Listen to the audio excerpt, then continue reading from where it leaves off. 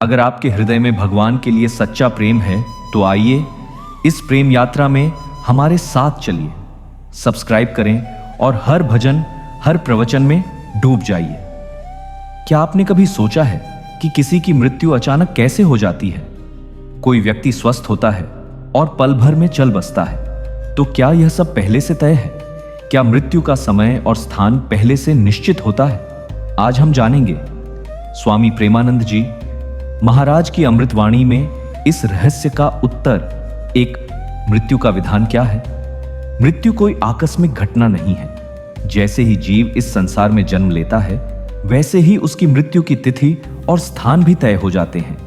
ये सब हमारे कर्मों के अनुसार ईश्वर द्वारा निर्धारित होते हैं। हम जब जन्म लेते हैं, उसी क्षण हमारे जीवन की लंबाई, कौन कौन से पड़ाव आएंगे और किस घड़ी में हमारी अंतिम सांस होगी, यह सब लिखित होता है।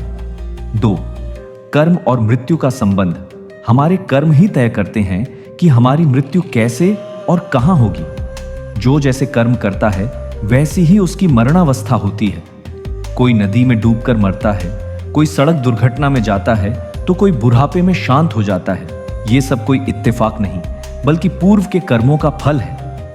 3, मृत्यु का समय बदला नहीं जा सकता। कई लोग सोचते हैं, क्या मृत्यु को टाला जा सकता है?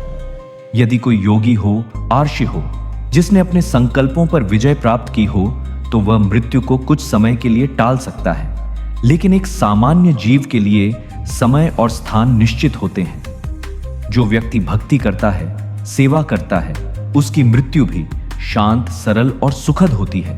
हमें मृत्यु से डरने की नहीं, बल्कि उसके लिए जागरूक रहने की जरूरत है। स्वामी प्रेमानंद जी कहते हैं, हर रोज सुबह उठो और खुद से पूछो, क्या आज मेरा अंतिम दिन हो सकता है? अगर हां, तो क्या मैं प्रभु के चरणों में जाने लायक बना हूं? 5, अंतिम समय में स्मरण का महत्व। मरणोपरांत क्या होगा, यह इस बात पर निर्भर करता है कि आपने अंतिम समय में क्या स्मरण किया। जो अंत समय में श्री राम, श्री कृष्ण या अपने इष्ट देव को याद करता है, उसकी गति परम होती है। मृत्यु उसके लिए मोक्ष का द्वार बन जाती है। मृत्यु सत्य है, परंतु भय न तो। हां, मृत्यु का समय और स्थान निर्धारित होता है। यह हमारे कर्मों की पुस्तक का अंतिम अध्याय है। लेकिन अगर जीवन प्रभु की भक्ति में लगा है, तो मृत्यु केवल एक माध्यम है प्रभु से मिलने का। मृत्यु से नहीं डरें, उसे ईश्वर से मिलने का निमंत्रण माने। जीवन को ऐसा बनाएं कि जब मृत्यु आए तो आप मुस्कुराकर कहें, आभार प्रभु मुझे बुलाने के लिए।